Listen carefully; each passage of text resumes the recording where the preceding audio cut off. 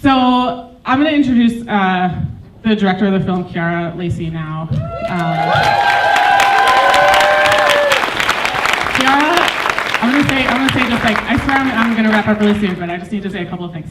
So Chiara and I met, we think in 2011, which is when they started making this film, which is insane. That's a really long time. And over, the last 6 years, my career took me in different places, and Chiara kept like showing up in my life in these really weird ways. And every time, like we would be at a conference in Chicago or somewhere else across the United States, and I was just never, have never been more impressed with a filmmaker and just like the sheer dedication and passion and willpower that it took to continue doing this like through everything. The fact that we're able to show this film and have the Hawaii premiere my first year as executive director is so meaningful to me because I've been following this for so long. So congratulations, and she's gonna say a lot of thank yous right now. And so right now I just want everyone in this audience to thank Chiara.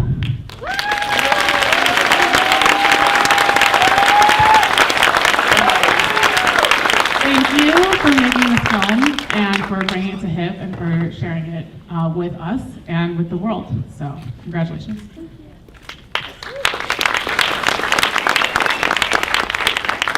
I'm sorry it took us so long to come home. We have had the pleasure of taking the film far and wide. Bo went to Toronto, Canada. Chapin went to Vermont. Chapin went anywhere. Chapin went with me to Seattle. And now we're finally here in Honolulu. This means so much to us. You know, the film could go anywhere, but this is really the place where it belongs. I'd like to think that a story about our community, something as specific as this, is not only relevant for us, but is relevant for so many other places. The things that we struggle with are the struggles that are common for our country. This is not the film that we had hoped to make, but this is the film that we needed to make. And I'd like to thank everyone for coming out here and supporting this story. I'd like to thank the people who uprooted their lives, moved from LA to live with us for 5 months to help cut the film, to the people that, added so much to make this movie possible, and to the men that gave their lives to share with you. It's not easy to put yourself out there, and they made the decision to be part of this film because they wanted you to understand what it means to deal with what they've dealt with. So thank you for taking the time out to be part of this conversation. Try not to get too heavy, it's very hard not to. Very quickly, I'd like to thank all of the incredible organizations that helped make this film possible. The Corporation for Public Broadcasting through ITVS, Pacific Islanders in Communications, we absolutely love you.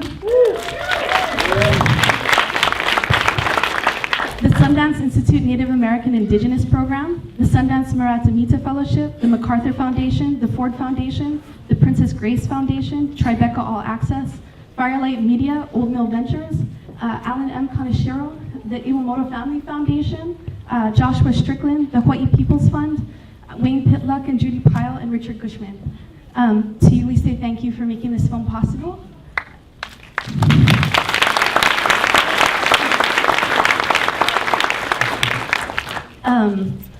And our thanks to the Hawaii International Film Festival presented by Hale Kulani for believing in local filmmakers. If you connect with the film, please consider spreading the word about us. And gosh, what am I forgetting? You got it all. We got it all? Okay. Well, thank you to everybody for coming out tonight, and I look forward to chatting with you after the movie. If you want to take photos with our team, hang out. We'd love to be able to take some photos with you. So thank you. Hello, everyone. Hello. Hi, my name is Anderson. I'm with the Hawaii National Film Festival. I'm with the programming department, and it's my great honor to welcome again Chiara Lacey.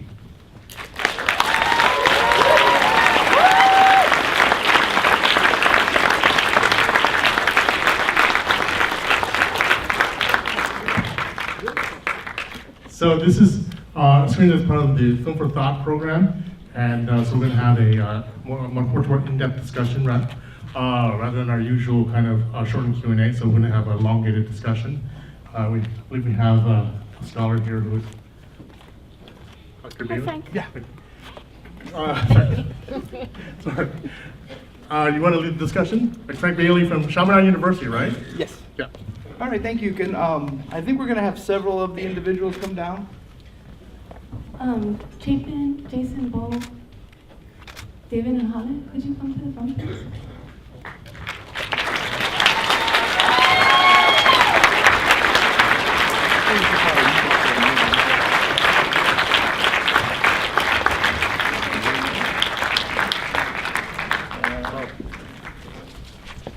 You guys want to hold the mic?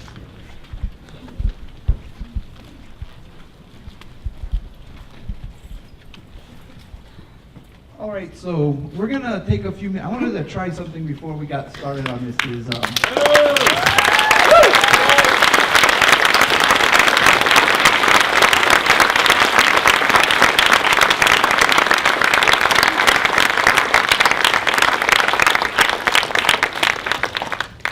So we're going to take a few minutes to have everybody up here speak to us a little bit about this very powerful project in this film.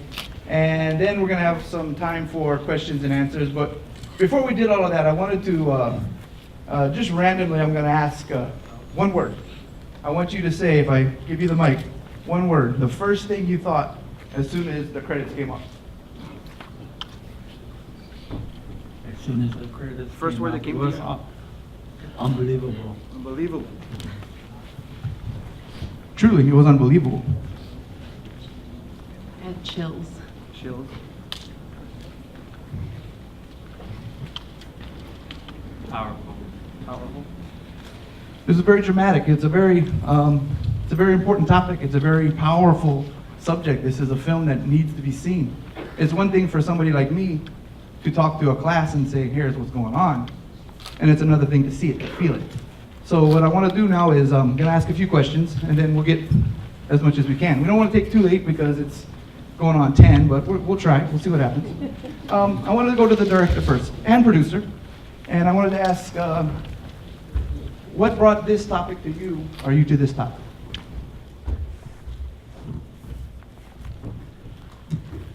I got really sick and I couldn't work anymore and I moved home.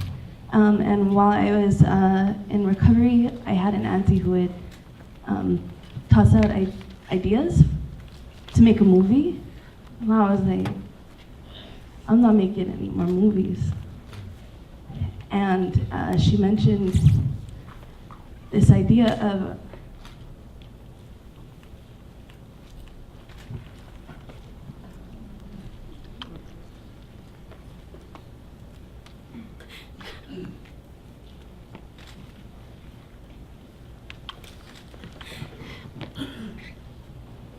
sorry, it's normal.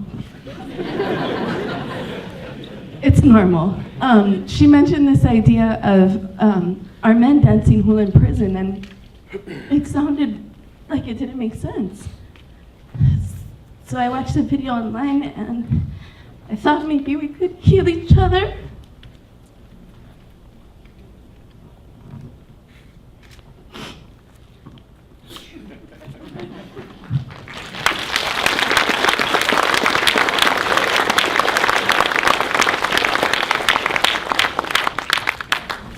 This is one of the things that is powerful about this film is it hits on, it doesn't give you an answer.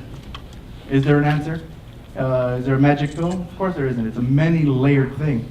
So you can see so many, and I would recommend, and I'm not getting paid, so I'm not plugging this, but I've seen this now. This is my second time, and I notice a lot more the second time.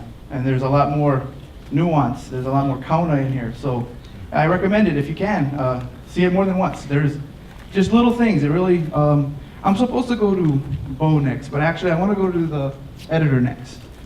And the second time watching this film, there was like the way things were put together. You'd have one scene and one discussion going on, and then it would be juxtaposed with something else that was, and you could see how the editing, so we have an Oscar-winning editor here.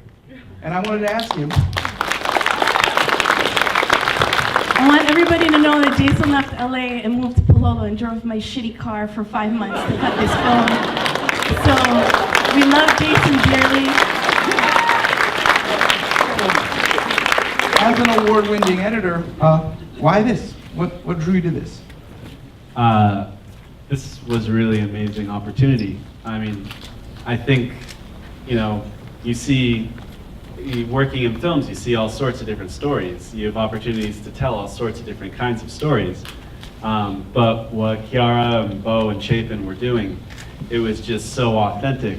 And I mean, I heard Kiara talk about the film before I ever actually met her in person. And just from hearing her passion and hearing her speak, I knew how important this was going to be for the community. And I'm not from Hawaii, I'm from Michigan. And it was obvious. So I think whenever you can be a part of a story that is just really cuts to the heart of the community, you gotta drop what you're doing and be a part of it.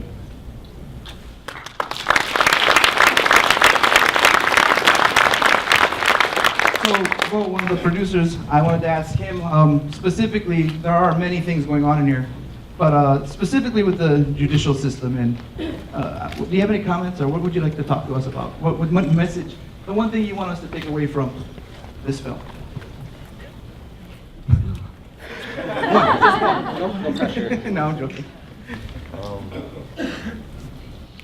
I don't know.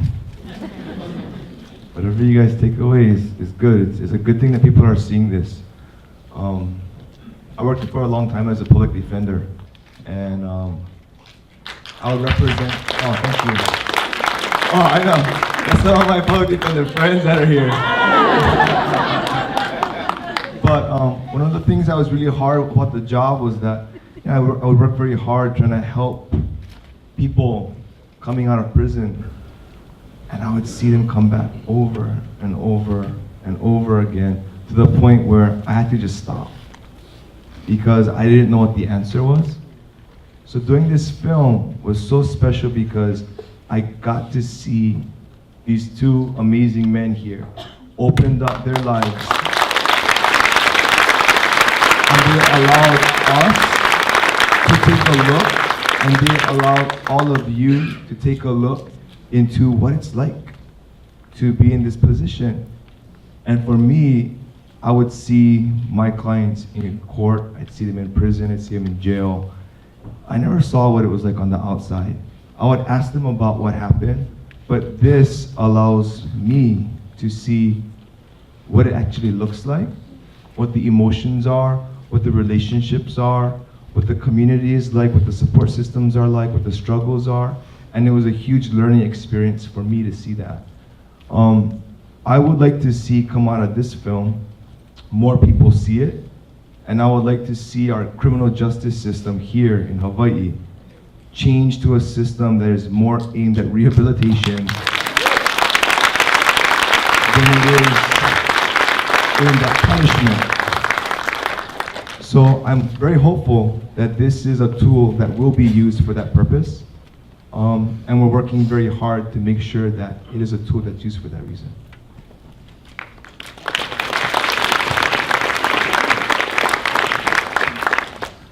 So as you guys noticed, or when we were watching this, it was the first time I saw it, it just grabbed me. It's visually stunning. It captures a lot of emotion just in the imagery. And so the next person I wanted to ask this question of was the cinematographer, and specifically, you spent the most time with everybody in and out of prison. You were there for everything.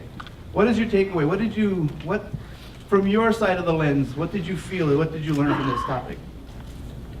Oh, big question. I mean, at its best, film, as you experience it, is an empathy machine, right? You can get in somebody else's life and shoes for a second. And I think the closest I've ever been in my life to walking in somebody else's shoes is following these brothers around for the last 5 years, or the 5 years before last year when we went into editing. And, I really walked around behind them or in front of them or next to them Or you a got lot. the bus with them? Yeah.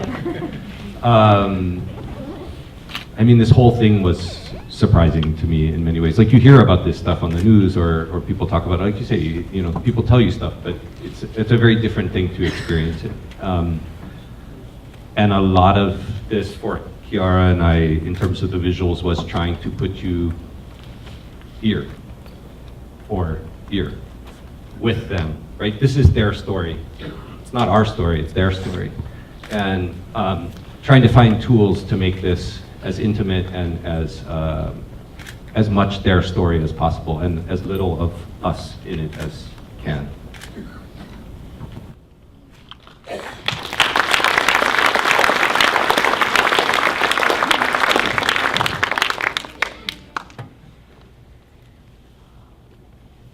Let's do this now before I go. So what we're going to do is there's a couple more thank yous before. I wanted to spend the last few minutes of our side, before we ask you questions, with the two main people we should be talking to, and that would be David and Hale.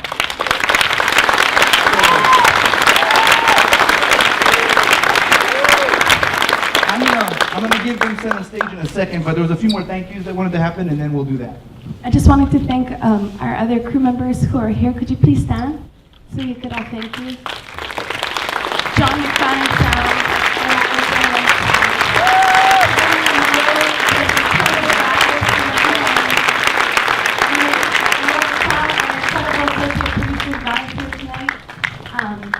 And a million other people. I'd like to thank all the Pa'ahau who came out tonight. If you could raise your hands and stand for us, we're here to support you as well.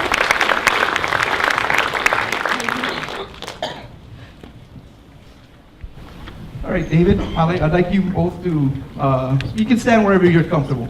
But what I want to ask you is the same question, and then I'll give you the mic, is, so in finding, you know, culture defines us. It gives you those roadmaps you need to make good decisions. It lets you know who you are before you actually know who you can ever become. It really sets us a path. And so knowing who you are, where you're from, what your culture is, especially for us Native Hawaiians, it's very important. Taking us from our land, taking us out of Hawaii, and it's even more damaging. It's even more debilitating when you don't have any of those things. So I wanted to ask you, in coming closer to our culture, coming closer to our language, coming closer to the different ways we can express ourselves, how did it help you? And how does it still help you? Both of you guys. It's your floor. First off, mahalo kia kua, mahalo ia kou, mahalo ia kou a Paulo. For me, it was important that it defined me and showed everyone what it meant to have your connection with kia kua and the aina and your ohana.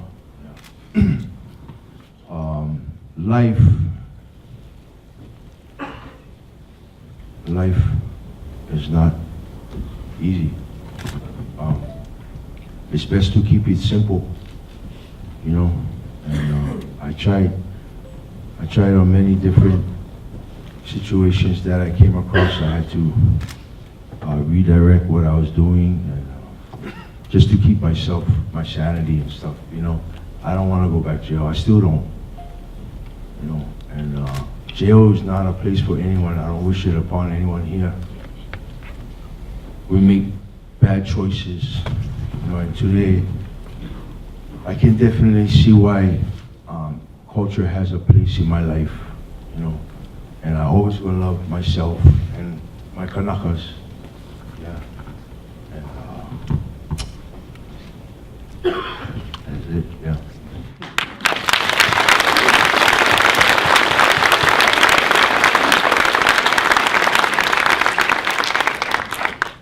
All up to the film, Dave, and everybody who put their time into this, especially my Lord and Savior Jesus Christ. Culture is very important for everybody sitting here, because whether you black, white, Puerto Rican, Japanese, Chinese, it doesn't matter. That's your identity.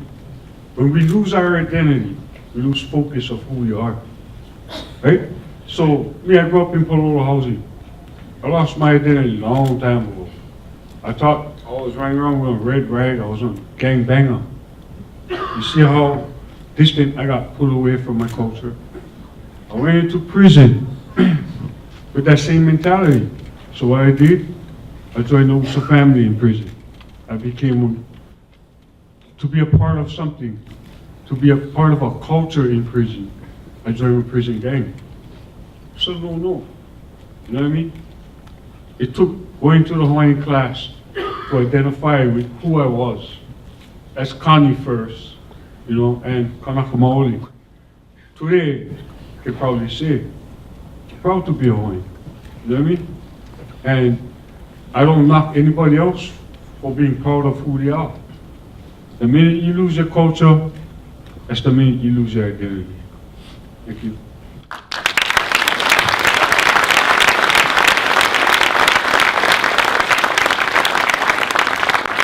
So what we'll do now is we're gonna open it up to you guys. If there's any questions you wanna ask, I ask you don't keep it on the shorter side, the asking part, so there's more side on the answering part. But I don't have enough mics and we can't walk around, so you're just gonna have to project. So at this point, you guys are on the center stage. Do you have a question? Knowing that how it is in the prison system, what has getting back to the Hawaiian culture effect on the gang affiliations in prison? How did bringing in the culture aspect affect gang affiliations? Did it increase it or did it decrease it? For me, it would decrease, yeah. Because there's no secret that at a point in time in prison, I was on shock collar. So by them seeing me make that adjustment and movement, I'll just follow that. You know, fields of dream, build it and they will come. And that was the aspect of that.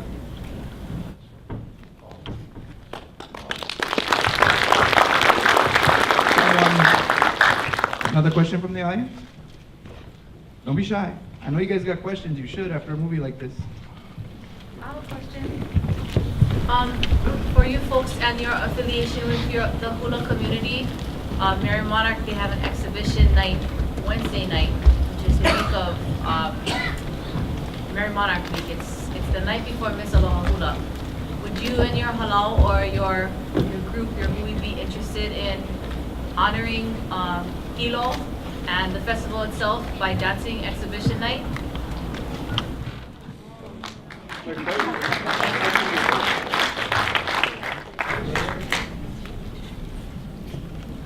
Yep.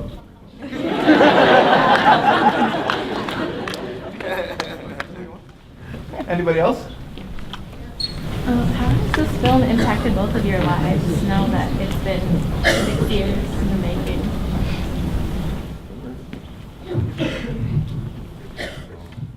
Truthfully, I've been through a lot.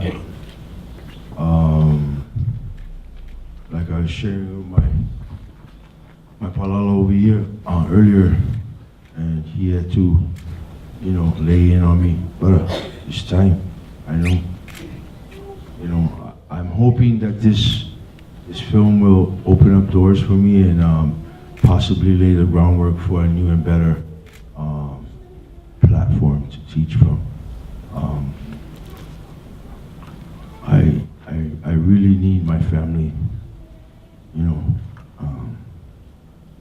to understand what's going on with me, but most of all, I need you guys too, and it's not been easy for me, but one thing I keep in mind is I never going back to jail, no matter what, because I cannot do nobody anything. I cannot serve. You have to, in order to be alakai, you gotta learn to serve first. Yeah. In order to lead people, you wanna have them follow you out of respect, not because you say, "Hey, follow me." You know what I mean? Nobody gonna follow you, bro. You know what I mean? You're gonna be like, huh? For real. But anyway, yeah. This film has shown me, wow, a lot. Yeah, I thank you guys for letting me be a part of this. And I thank you people for coming out tonight, yeah, and being a part of us. And mahalo kia kua.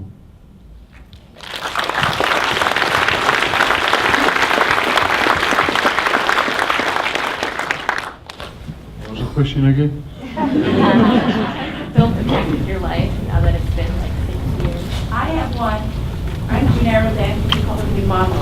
I just gave him to get all his ancestors tonight. So he finds his own Hana. Thank you. All right, that was pretty much would be my answer. Yeah. The impact that this film had on me is family. You know, you guys seen, everybody's seen tonight the difference in the struggle, yeah? Family support. And no family support, only going so far, yeah? Without your ohana, you're nothing. Plain and simple. I can stand before you guys ladies and yell at the top of my lungs. And that don't mean nothing. But like Brother Dave was sharing earlier, if I get these people behind me and I tell them follow me, they're gonna follow me because they like to follow, because they know I will lead them into good things. Same with the family structure, right? As head of the household in my house, it's important that I not do the things I used to do. You know, I'm pretty sure I say it in the film. Today I'd rather be loved than feared. Before it was totally the opposite.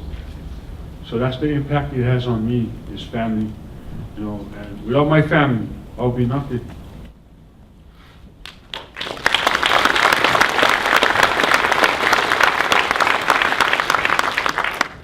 Yeah, what kind of impact you guys had on the population of the other prisoners? The Hawaiian population and the impact on the Arizona, a non-Hawaiian population?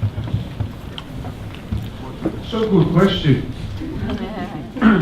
But truthfully, when we was at the powwow, when everybody was together, you know,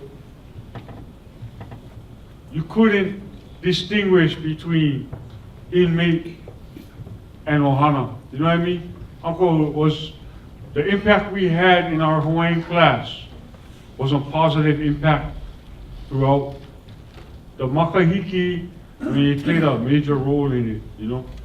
And it brought a lot of brothers who thought they had one chip on their shoulder so high that they couldn't look this way or that way. They brought that chip down on their shoulder and we bring a lot of humility with it among us. As far as the other population, unless they would come there, they was just amazed at what we do, yeah? They wasn't in tune with what we were doing. They would just come and think it was a show, but that's not what it was.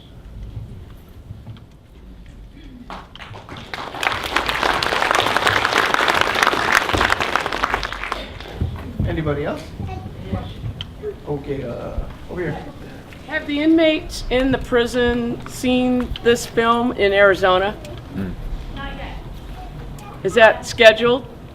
It is not scheduled, we're working on it. We're a small team, we're slow. We'll get there, I promise. I saw one more. Here we go. I was kind of thinking a lot about the new Jim Crow while I was watching this film, and how it's kind of a system of oppression designed to keep African Americans out of power and to deprive them of their identities. I was wondering if you guys thought that there's like a new Jim Crow for indigenous people, specifically for Kanaka, and what do you think we should do about that?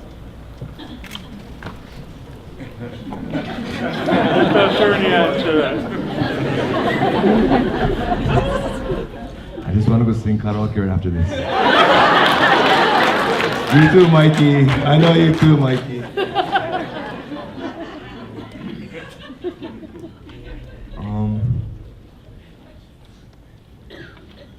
Yeah.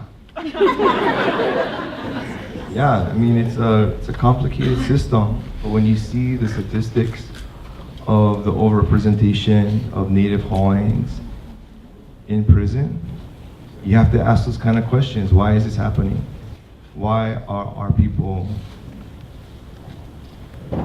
are they being targeted, you know? Are they being treated unjustly? And it's something that I think Hawaiian people have been thinking about of recent. In 2010, OHA published a study where they looked at that question. Why is there disparate treatment of Native Hawaiians in the criminal justice system? And from that report, I don't know if a lot of work has been done. This is our next step to figuring it out.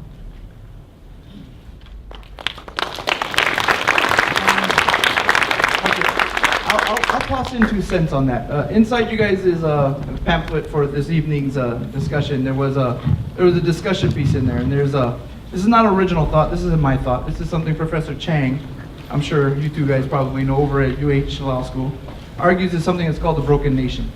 If you look at everybody who's come to America, Irish, Chinese, Italians, they've all had their times of, persecution and prejudice. But yet they've all seemed to do well in this system. You look at the 3 groups that don't: Native Americans, African Americans, Native Hawaiians. We didn't come to this system. The system came to us. And so how do we maintain our identity as a Native Hawaiian in a system that always doesn't jive with what we think, what we feel, oftentimes persecutes us? I mean, that's something to think about. All right, now I don't want to I'll go back to your questions, but think about that. It's, do you give up yourself to embrace that? Or can you do both? Can I say something about that? Of course. And that's a good question right there. Today, I feel that it has to go to the next level. So what I was, before I came home, I had to research a lot of stuff. And one thing I found very intriguing to me was that the Polynesian people today must come together, not just the Hawaiians or the Samoans or the Tongans. Yeah. If we all come together as one nation, yeah, Polynesian, many nations, yeah. Today, that's the way I think we can solve our problems more and more as they come up, yeah. Because if you go to Samoa, it's tangata maoi. Yeah, Tonga, ta'ata maohi, yeah, Aotearoa, tangata maori, and here, kanaka maori. The connection, believe me, people, is universal. It's not just here. It's everywhere. Yeah.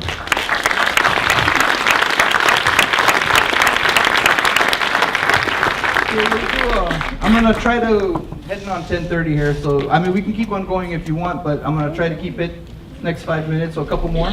Right here in the white. Oh, red. Okay. Go for it. No, you good. You good. Go. I'm writing a paper right now about dance, mainly like indigenous dance and warriors. I'm actually Native American, Haudenosaunee from New York, and I was just wondering if you had any. I look back at like the Lua and Hawaiian dance, and it was done as a form of self-defense, for like warriors back in history, and I've been studying it, looking up a lot of research. What do you think, how do you think this he's called it ha'a, how does it relate now to, say, the modern day warrior? Do you think it's a warrior mindset, and how would you define that? Spirit. Your spirit.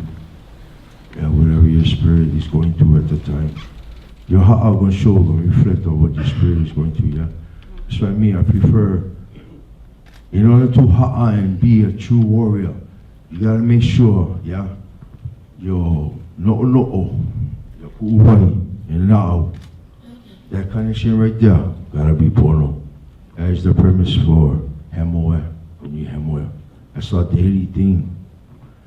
Then your piku'i and your o and your a. That's your connection to Kiakua, your aina, your hana. Only then those 3 connections can make you truly pono for your ha'a to be cool. Yeah. Or else it'll show.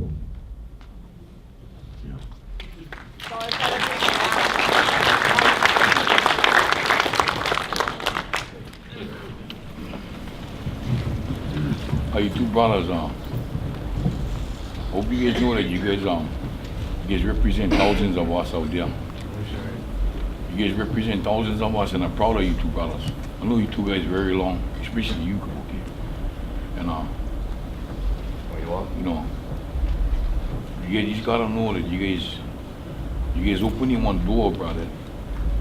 Plenty of brothers gonna like feel the truth will come home, and plenty people gonna like probably help because they know now that the struggle is real. You know, it's about God, it's about these, but really, bro, coming out of those doors, you guys know that the struggle real. But you know, I hope you guys making an impact on the world we come from. You know, and I'm proud of you two guys. So on top of this lady, this girl and say tonight, if you guys can end this way on half for us, like keep mom. But I love you two guys, bro.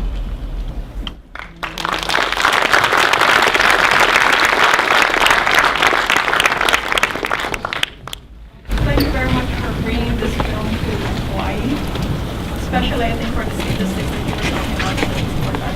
I did read through that report, and it's a very telling that definitely a lot of people turn out to be there. That's yeah. But maybe you could just have one little question that I have when I was watching the film. I know you said it was very hard earlier in your panel discussion this afternoon. You said it was really a very unique situation because of this prison system. But really, it's more. My question really is, while I was watching you pound the ground, it's actually concrete and all that. If there is anything that you have to add in the design of our prison system now, what would that be so that we can actually capture culture and the healing process and the way back point? I think, you know, when you watch something grow, and you're part of watching it grow, especially like children, but you in prison, so you do one plan. So if I'm gonna watch one color patch grow, and later, as time goes on, I will partake in this, that right there is a healing process all of its own. So what's stopping us today from generating that in our system? You know, it's not detrimental to our health, and it's surely good for not just the Hawaiian people, but all people. You know, when you can do things with your hand and create things in a proper way, you can also heal that.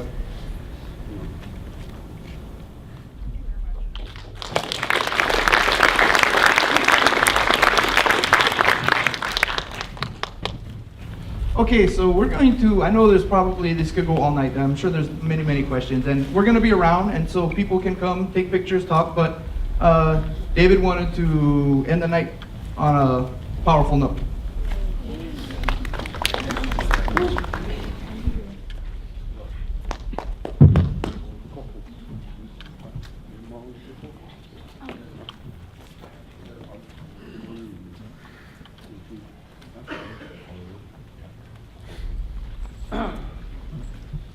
Te koko, I more tahiti I te wātaiti te pi, arue, te mori, arue, te koko, Maori te koko, hi, preiwa. Maori, te koko. Kekino, maloko. Kiti, kaika. Maori, te koko. Kekino, maloko. Kiti, kaika. Maori, Maori, te koko. Kekino, maloko. Kiti, kaika. Maori, te koko. Kekino, maloko. Kitika ikaka Maori Han Kuru Mahalo